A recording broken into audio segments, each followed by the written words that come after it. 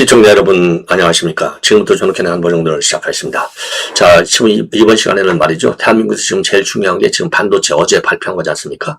자, 어제 발표한 내용 중심으로 해서 제가 어제 여러분께 자세하게 설명을 드렸어요.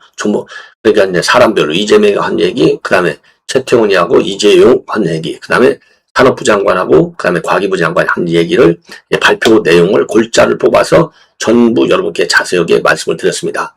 자, 그래서 이번 시간에는요, 제가 이제 하루 정도 지나면 이제 반응, 비판적인 내용들, 이게 많이 나올 것이다, 라고 해서요, 제가 이제 쭉 언론 보도를 종합해보고, 그리고 AI에 물어봤어요. 도대체 이게 어떤 문제점이 있느냐? 신랄하게 비판하고 있습니다. 한마디로 얘기해서, 기업의 자율적 결정이라고 보기에는 어려운 국면이 많다. 예, 요게 이제 핵심이 되겠습니다. 그리고요, 여러분들도 느끼셨겠지만은, 지금 이재명이가 말이죠, 본래 큰 절을 하려고 했다는 거 아니에요. 근데 강훈씨가 간신히 말렸다는 거지 않습니까? 큰 절을 올린다는 건 뭐예요? 폴드인사 하는 것은 생각지도 않은 어마어마한 선물을 받았다는 얘기잖아요. 감사의 표시잖아요. 자, 그러면 이재명이가 볼 때 기업들이 만약에 자율적으로 결정을 했다. 지들이 알아서 결정했는데 뭐 이렇게 폴드 인사를 해. 그렇잖아요? 삼성하고 SK 자기네가 이익일 때는 회사에 이익이 되도록 자기네가 스스로 결정했는데 뭘 엎어져서 저까지 하냐고. 어떻게 내가 도와주겠다라고만 하면 되는 거예요. 그러면 이재용과 최태원이가 거꾸로 폴드 인사를 해야 돼. 그죠? 왜? 정부가 안 도와주면 성공이 안 되는 거니까. 그런데 큰 절까지 올라있다. 이 얘기는요. 상상도 못하는 대형 선물을 받았다. 예? 반응이 왔다는 거 아니에요. 그러니까 폴드 인사 하는 거죠. 요 폴드 인사에 하나에 담겨져 있는 의미가 뭐냐. 이런 해석도 가능한 거예요. 그러니까 이게 지금 반관치, 관치 개입이 아니냐. 지금 국내에서 그렇게 대대적으로 비판하고 있잖아요. 그러니까 이 폴드 인사 하나에 모든 게 담겨져 있는 것이 아니냐라고 하는 비판도 대두되고 있습니다. 예. 자, 그래서 제가 말이죠. 제가 이제 이 언론 보도를 종합적으로 전문가들 기사에 나오는 거 있잖아요. 지금 도화 모든 신문에 다 이건 대서특필하고 있지 않습니까? 왜? 7,800조. 거의 5,000조가 나오는 거예요. 5,000조. 이거 여러분들 상상이나 가능합니까? 자, 이게 순수하게 기업이 자율적으로 결정했다? 야, 그리고 지금 이 보도를 보셔서 아시겠지만은요. 삼성의 경우에는, 이재용의 경우에는 구체적인 액수를 이재용이 입으로 발표를 한 게 하나도 없다. 요걸 봐라. 이게 뭘 의미하느냐? 하나는 이제 폴드 인사. 그 다음에 이재용이는 수치를 직접 본인이 얘기한 게 없다. 그 다음에 하나는요. 그러니까 이제 이재용이가 직접 얘기했던 간접 얘기했던 간에 여하간 요 삼성에서 투자하는 자금도 이미 수치화가 됐어요. 그러니까 이재용이가 직접 말을 했느냐 안 했느냐 이것도 물론 중요하지만은요. 이미 언론이 완전히 그것까지도 정답 꾸며내고 이재명이나 정부가 그것까지 꾸며낼 수는 없는 거 아니겠습니까? 그래서 요 숫자를 다 합쳐보니까 양쪽에서 나온 숫자를 합쳐보니까 4,700여 조, 4,800조 가까워요. 이거는 정말 무슨 돈인지 어느 정도 되는지 상상이 안 되는 돈이잖아요. 그 다음에 최태원이는 시장의 수요를 전제로 해서 얘기했다는 점이 굉장히 중요하다. 그래서 하나는 구체적인 액수를 명시하지 않고 다른 하나는 최태원이는 시장의 수요라고 하는 전제. 둘 다 뭔가 조건이 있다는 거예요. 그래서 폴드 인사 그리고 최태원과 그리고 이재용의 전반적인 발언 내용 이걸 보면은 완전히 자율적으로 결정했다. 정부가 얘기하는 정부는 좀 어제 발표한 내용을 보면 우리는 강조한 거 하나도 없어. 강요한 게 없어. 저희들이 알아서 한 거야. 딱 이거 아니에요. 그러나 이면을 짚어보면 그렇지 않다. 그러다 보니까 말이죠. 신동국이의 폭탄 발언이 지금 그 유튜브에 나와 있는데요. 예, 요게 지금 언론에 회자가 되고 있어요. 이 국민적 커뮤니티에. 그래서 신동국의 발언 이거 잘못하면 다 감옥 갈 수 있다. 예, 이런 얘기를 했어요. 그래서 요 신동국의 발언 내용까지 전해드리고 그 다음에 이제 더 중요한 거 이거는 반도체보다는 덜 중요하지만 어쨌든 대한민국 국가 이미지에 지금 어마어마한 데미지가 온 거예요. 그야말로 회복할 수 없는 데미지를 입혔다. 홍명보 오늘 새벽에 입국을 했는데요. 한마디로 아수라장입니다. 자, 그래서 경찰이 말이죠. 무려 10여 명의 선수단이 들어오는데 경찰이 한 20배 가까운 160명의 경찰을 현장에 배치했어요. 그래서 사고는 없었지만은 난장판이 벌어졌는데, 자, 그런데 말이죠. 지금 이제 방금 보도에 보면, 독일이 32강에서 탈퇴했습니다.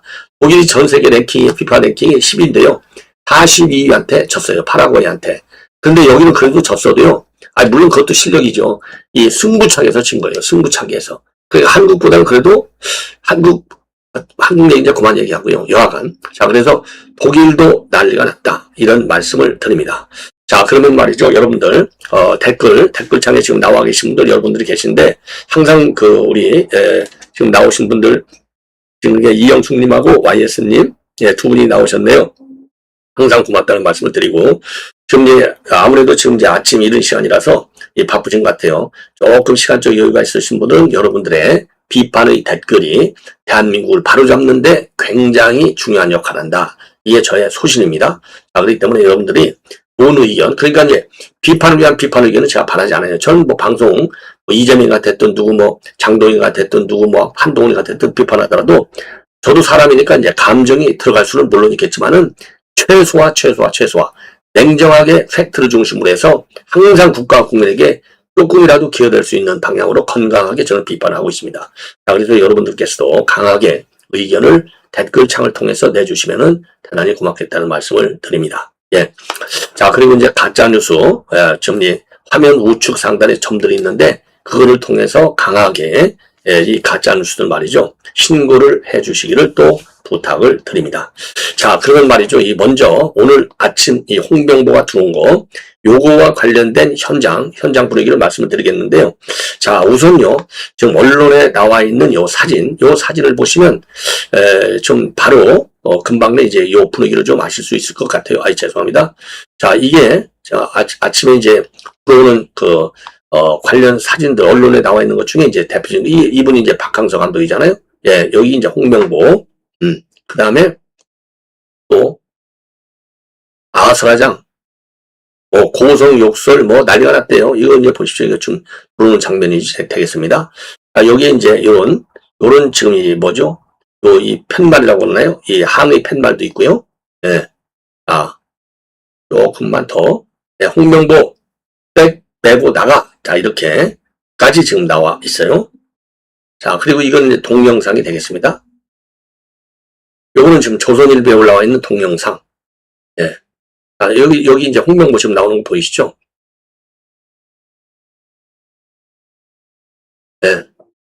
근데 얼굴에는 저만의, 이 느낌인지는 모르지만, 그렇게 죄송하다는 느낌이 얼굴에 그렇게 보이지가 않아요. 아니, 죄송하면 고개를 좀 푹 숙이고, 그래야 되는 거 아닌가요? 저도 잘 모르겠는데, 예, 워낙 축구 선수 오랫동안 했기 때문에, 이 정도는 내가 버틸만해. 그런 강심장인지는 모르겠으나, 지금 나오는 자세를 보면, 그렇게, 여러분들 죄송하다는 느낌이 드시나요? 예, 별로 저는, 제가 조금, 이 감정이입이 덜 돼서 그런지는 모르겠지만은, 별로 저는 느껴지지 않습니다. 자, 야간에 선수도 감독도 모두가, 이제 반성을 해서, 또 우리 팬들도 말이죠. 현장에서 어떻게 욕설도 나오고 그랬다고 하는데, 이제 그런 건 좀 자제할 필요가 있지 않을까라고 생각이 듭니다. 오직 해야 이제 욕설까지 나왔겠느냐, 이런 생각이 물론 들어요. 저도. 예. 자, 그래서 오늘 이제 이 격한 항의와 강화된 경찰 대응이 맞물려서 아수라장이었다. 그래서 요 아수라장 내용이요. 아수라장 내용을 참 이거 설명하기도 좀 그런데 하여튼 말이죠. 공항에는 수백 명의 팬과 취재진이 모였고 일부 팬들은 홍명보 나가라, 한국 축구는 죽었다, 구호와 욕설을 쏟아냈고 몇몇 팬은 축구협회 엠블럼이 그려진 영정사진 또는 홍명보 20억 뱉고 나가 이런 손팻말을 들고 나왔다고 합니다. 그리고 이제 정몽규도 뒤늦게 도착했는데 더 격앙된 반응이 나왔고 한 남성이요 정몽규한테 개껌을 던진 사례도 있었다고 합니다. 개껌. 예.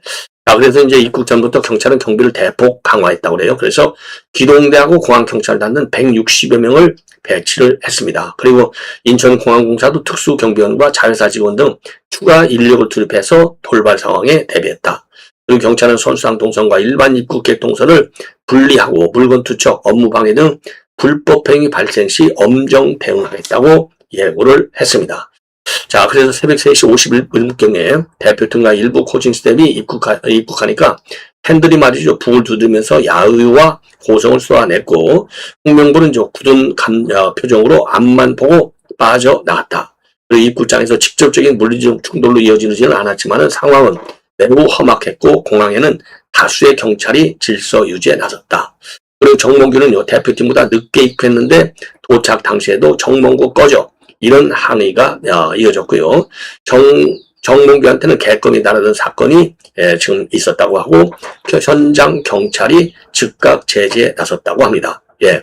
그리고 사전에 온라인 선상에서는요, 홍명보 감독을 겨냥한 협박성 게시물이 확산된 점도 있었고, 따라서 축구협회에서는 기욱 행사를 취소하기로 결정을 한 것입니다.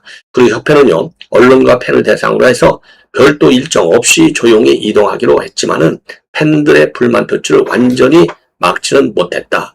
자, 그리고 경찰은요, 공항 내에서 물건 투척과 폭행, 업무방해 등 불법 행위가 발생하면 엄정 대응했다고 밝혔고, 이러한 점이 오늘 불상사를 밟는데도 좀 도움이 된 것이 아니냐. 예. 이런 평가가 가능할 것 같습니다.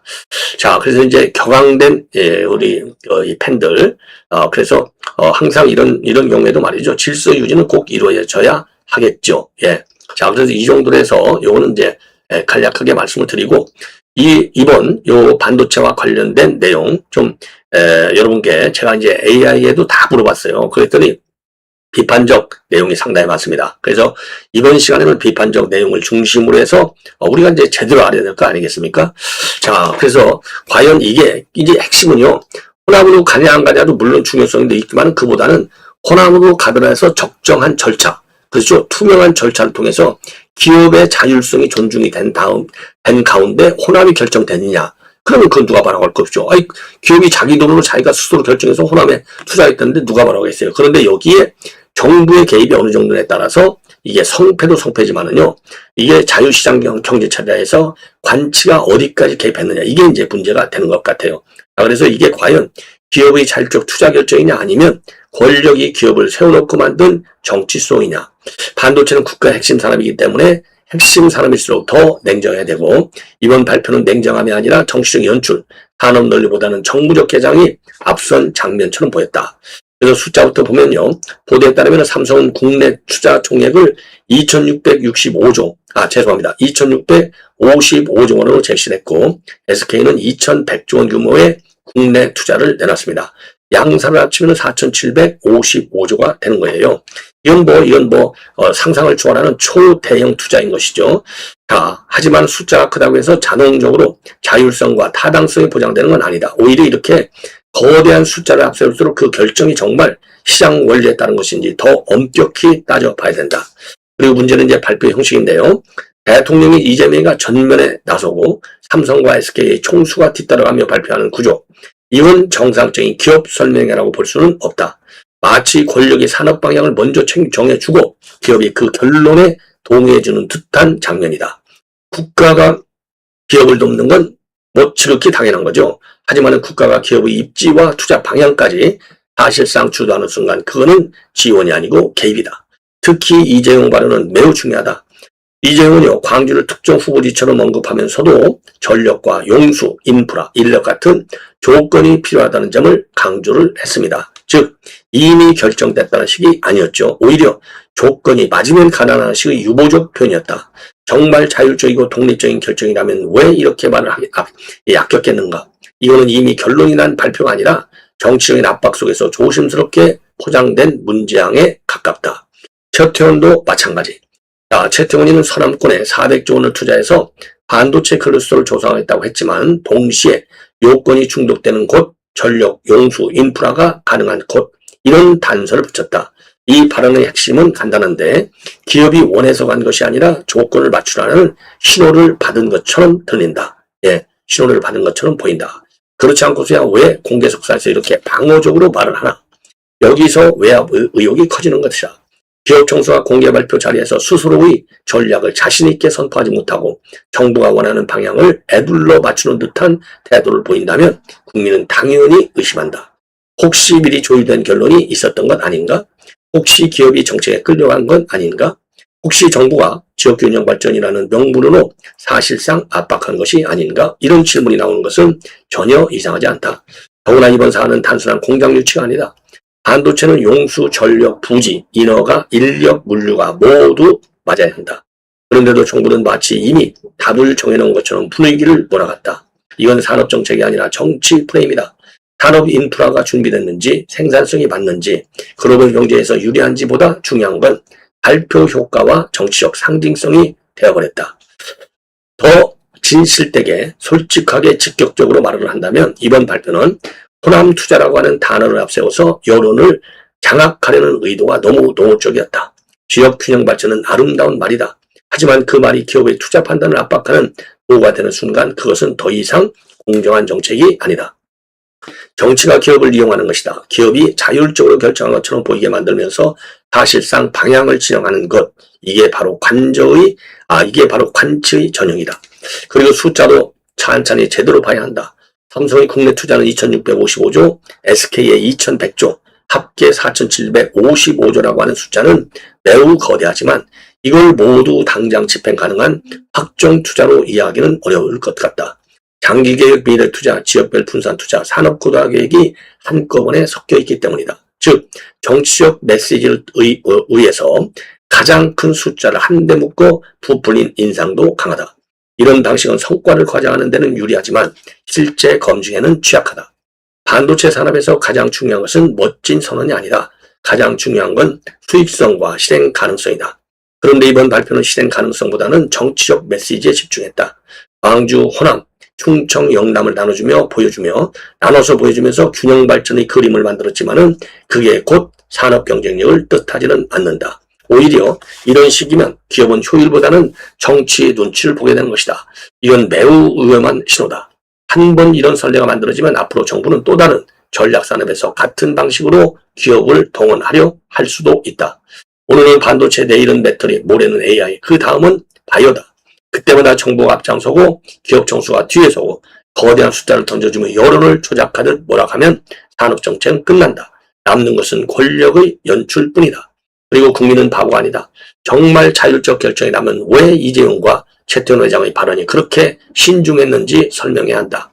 왜 결정했다가 아니라 후보지, 조건, 인프라라는 말을 반복했는지를 설명해야 한다. 왜 대통령이 앞장서서 사실상 분위기를 주도했는지 설명해야 한다. 왜 발표가 산업 설명회가 아니라 정치 이벤트처럼 보였는지를 설명해야 한다. 결론적으로 이번 발표는 단순한 투자 뉴스가 아니다. 정치적 외압, 의혹, 관치, 논란, 성과 포장, 그리고 지역 정치와 결합된 산업 동원이 한꺼번에 겹친 사건이다. 표면적으로는 반도체 미래를 말했지만은 실제로는 권력이 기업을 움직였다는 의심을 피하기 어렵다. 기업이 스스로 결정한 것처럼 꾸며진 발표. 그러나 발언 하나하나를 뜯어보면 끝까지 조건부였던 발표. 그게 이번 사안의 본질이다. 반도체는 국가의 미래이다. 하지만 국가의 미래를 권력이 마음대로 설계하려 드는 순간 그건 미래가 아니라 통제이다. 그리고 통제는 언제나 실패한다. 기업을 움직이는 건 명령이 아니라 경쟁력이고 산업을 키우는 건 정치쇼가 아니라 실력이다. 이번 발표는 그 기본을 정면으로 거스르는 것이 아닌가. 그런 의혹이 제기되고 있는 겁니다. 그래서 한마디로 말씀드린다면 이번 반도체 발표는 거대한 투자 숫자를 앞세웠지만은 총수 발언은 끝까지 조건부였고 대통령이 앞선 장면은 외압 의혹과 관치 논란을 키웠다는 그런 우려와 비판을 면하기가 굉장히 어려울 것이다. 이게 결론적 발언이 되겠습니다. 자, 그러면 말이죠. 지금 이제 신동욱 의원이가 발언한 내용, 요게 지금 이제 유튜브 선상으로 지금 많이 회자가 되고 있어요. 네, 그래서 요 내용을 한 4분 정도 최고의 신동욱입니다. 들어보시죠. 조금 전에 원내대표께서 도대체 대통령이 왜 저럴까 도무지 이해할 수 없다라고 말씀을 하셨는데 저도 사실은 이해가 힘듭니다. 그런데 나름 이해를 하려고 하면 쫓기고 있는 것 아닐까요? 본인이 찔리니까 저런 거 아니겠습니까? 주말에 7건의 SNS 글을 올렸는데 그 글들이 읽어보면 대단히 거칩니다. 국정의 최고 책임자로서의 책임과 철학과 미래 비전은 볼 수가 없습니다. 이것을 반드시 해야 되겠다는 거친 욕망만 보일 뿐입니다. 이런 SNS를 보시겠습니다. 부처론에는 부처만 보이고 돼지론에는 돼지만 보인다고 그럽니다. 그러면 이재명 대통령이 얘기하는 돼지가 야당만이겠습니까? 저는 그렇게 생각하지 않습니다. 이 과정에 문제가 있다고 생각하는 적어도 제 판단으로는 절반이 넘는 대한민국 국민을 돼지로 보고 있는 겁니다. 그렇지 않습니까? 그리고 어쩌면 처음부터 국민의 절반 이상을 돼지라고 생각하고 이 일을 추진한 것이라고 저는 생각을 합니다. 얼마 전에 민주당 의원이 그랬죠. 국민의 7, 8하는 공소취소가 무슨 뜻인지 모른다. 잘 모르니까 우리가 주는 대로 그냥 받아먹을 것이다. 뭐 이런 뜻 아닙니까? 국민들은 광주 전남으로 가는 것을 문제 삼는 게 아닙니다. 이것이 왜 광주 전남으로 가야 하는지, 국가 경련대계와 어떤 관련이 있는 것인지, 그리고 적어도 그런 입지를 결정했다면 기업들이 자발적으로 우리는 어디로 가겠다는 입지를 결정하는 것이 맞습니다. 그런데 왜 정부가 나서서 이것을 발표합니까? 오늘 아마 발표할 예정인 것으로 알고 있는데 그 숫자가 어마어마할 것이라고요. 특이한 것이 하나 더 있습니다. 김용범 정책실장입니다. 이분은 정책실장이라는 본분을 완전히 잊었습니다. 언론을 계속, 야당을 계속 언론에 나와서 공격합니다. 직접 나와서 공격합니다. 그것도 지난주에는 김어준의 뉴스공장 대표적인 친일 매체에 나와서 야당을 공격합니다. 가장 대표적인 말이 정치 이념의 프레임으로 이 사안을 보면 안 된다고 얘기합니다. 자, 그럼 정치 이념 빼고 얘기해 봅시다. 광주 전남으로 가야 되는 이유가 뭡니까? 이거 김용범 정책실장 설명할 수 있습니까? 대한민국의 광주 전남이 수천조 반도체 투자의 최적지라는 거 누구 판단으로 그렇게 결정을 하신 겁니까? 저는 지난주에 김용범 정책실장의 즉각 사퇴를 촉구한 바 있습니다. 그리고 아직 저희 당의 공식 입장은 아닙니다만 왜 이것을 정부가 결정했는지를 두고 저는 반드시 국정조사가 국회 차원에서 필요하다고 생각하고 있습니다. 왜 광주 전남이 최적지인지에 대한 하나의 예를 들어, 최적지라는 것에 대한 후보에 대한 하나의 예를 들어보겠습니다. 이재명 대통령이 반도체에 가장 중요한 물 얘기합니다. 물이 가장 중요하다 그러죠. 광주 전남이 충분하다고 얘기합니다. 그런데 4대강 사업에서 영산강 보 만들었던 거 다 기억하실 겁니다. 그런데 문재인 정부 2021년도에 그거 개방하라 그랬습니다. 개방이 아니라 사실은 해체입니다. 영산강 보 해체하라 그랬습니다. 윤석열 정부 때인 2023년에 감사원이 감사해서 이거 잘못됐다 그래서 원상 복구하라 그랬습니다. 그랬더니 이재명 대통령이 대선 치르면서 원상 복구하라는 감사원의 지시를 다시 원상 복구하겠다. 즉 다시 말해서 영산강보는 문재인 정부 당시에 결정했던 것처럼 해체하겠다는 것을 공약으로 내걸었습니다. 물 없습니다. 광주 전남에 물 부족하다는 것은 여러 보고서에 나와 있습니다. 그러면서 영산강보는 또 해체한다고 그럽니다. 그런데 무슨 물로 광주 전남에 물이 충분하다고 얘기하는 건지 이재명 대통령 아무 근거가 없습니다. 그러면서 광주 전남으로 가는 것을 정치 이념 빼고 얘기하자고 그럽니다. 저 이건 나중에 다 감옥가야 될 일이라고 생각합니다. 제가 주말 중에 기업 관계자들, 제가 알고 있는 기업 관계자들 몇 분하고 통화를 해봤는데 명확하게 얘기는 하지 않습니다만 우리가 하고 싶어서 하겠어? 라는 뉘앙스가 역력했습니다. 그게 상식 아니겠습니까? 저는 그래서 이 문제를 김용범 정책실장이 말한 것처럼 이념, 지역 갈등 부분 빼고 왜 광주 전남으로 수천조 원의 대한민국 미래 100년대계 반도체 사업이 가야 되는지 지금부터 국민과 함께 다시 따져나가는 것이 맞다라고 생각을 합니다. 이상입니다. 자, 여러분들 신동욱 의원이 지금 얘기한 거 말씀 들으셨죠? 나중에 다 감옥 갈 수도 있다. 이게 어마어마한 발언이 아니냐. 예. 자, 그래서 이제 한동훈이가 그랬잖아요. 이게 미르재단하고 차이가 뭐냐? 딱 그랬지 않습니까? 시사하는 바가 상당히 크다고 봐요. 예. 자, 그래서 제가 계속적으로 말이죠.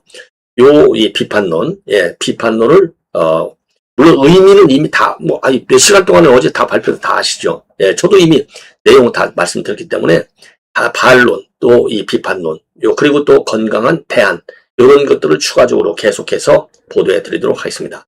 시청자 여러분, 이것으로 본 방송을 마칩니다. 대단히 고맙습니다.